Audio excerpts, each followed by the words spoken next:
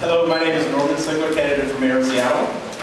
There are many things that define me as a 42-year-old right now, but one of the things that sticks out in my mind is my last job before business school. I was a scientist at an environmental engineering firm.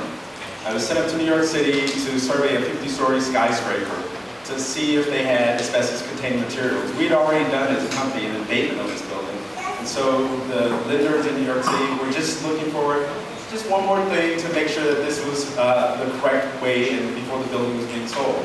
So I went to New York City and surveyed the building, and I found what I thought looked like asbestos-containing materials. And I went back to my boss at headquarters and her boss, and the head of the division, he was not happy with my report because he thought we'd already found all the materials there. But he challenged me on my analyses, and I stood fast. I was 22 years old. He was in his mid-50s. But I knew that I had done the right thing. And so in the end, after shouting between my boss and her boss, which was unusual, we went back and surveyed the building and found that indeed those samples that I thought were asbestos-containing materials did have asbestos in it.